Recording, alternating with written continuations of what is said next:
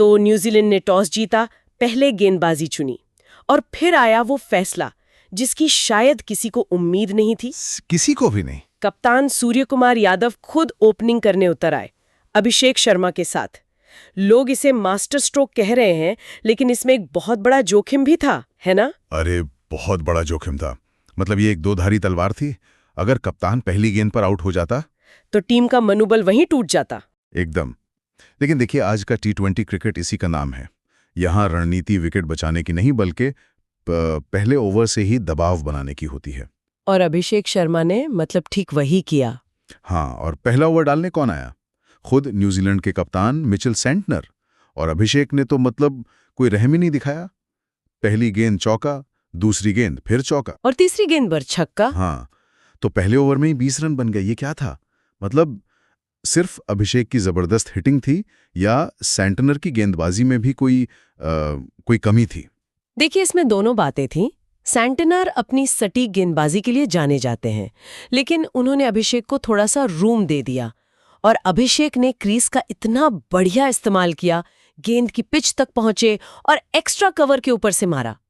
ये कोई मामूली शॉट नहीं है, एक बाएं हाथ के स्पिनर के खिलाफ। हाँ, ये सिर्फ ताकत नहीं थी, ये क्या कहते हैं, तकनीक और इरादे का मेल था। और फिर दूसरे छोर से कप्तान की बारी आई। गेंदबाज थे जैकब डफी।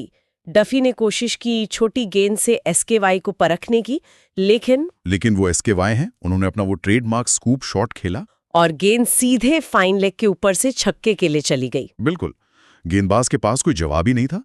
2 ओवर खत्म हुए और स्कोर था 48 बिना किसी नुकसान के। तो यहीं पर न्यूजीलैंड के हाथ से मैच फिसल गया। मेरे हिसाब से तो हाँ। देखिए, ये एक तरफा हमला नहीं था, दोनों छोर से धुनाई हो रही थी। कप्तान सैंटनर ने शायद डफी पर भरोसा दिखाकर एक गलती कर दी। जब एक स्पिनर की इतनी पिटाई हो रही हो तो आपको दूसरे छोर से अपने सबसे अनुभवी गेंदबाज को लाना चाहिए था। शायद टिम साउदी को। हाँ बिल्कुल, साउदी को लाना चाहिए था। शायद वो इस रन गति पर कुछ लगाम लगा पाते। उन्होंने ऐसा नहीं किया और मैच हाथ से निकलता ही चला गया। और ये रनगति तो रुकी ही नहीं। अभिषेक शर्मा ने सिर्फ 14 गेंदों में अपना अर्धशतक पूरा कर लिया। ये तो मतलब T20 में भी अविश्वसनीय लगता है। ये मुझे युवराज सिंह के वो 6 छक्कों की याद दिलाता है। जब कोई बल्लेबाज ऐसे जोन में होता है ना, हाँ, तो उसे गेंद फुटबॉल जितनी बड़ी दिखती है। वो बस गेंद को देखता है और मारता है। फील्डर कहाँ, ऐसे कोई फर्क नहीं पड़ता। और 8 ओवर के बाद स्कोर था 199 रन्स, बिना कोई विकेट गिरे। ये तो मजाक जैसा लगता है। मजाक ही है। और देखिए, यहाँ गलती न्यूजीलैंड की नहीं थी। मतलब उन्होंने कोई खास गलती नहीं की, बस भारतीय बल्लेबाजों ने उन्हें कोई मौका ही नहीं दिया। सूर्य कुमार ने भी अपना शतक पूरा किया। हाँ, और उन्होंने एक छोर से बहुत समझदारी से स्ट्राइक रोटेट की, खराब गेंदों को बाउंड्री के पार भेजा। इससे अभिषेक को खुलकर खेलने की पूरी आजादी मिली। एसकेआई एक तरह से अटैकिंग एंकर की भूमिका निभा रहे थे। अटैकिंग एंकर, ये एक अच्छा शब्द है। हाँ, और मेरे हिसाब से यही T20 क्रिकेट का भविष्य है।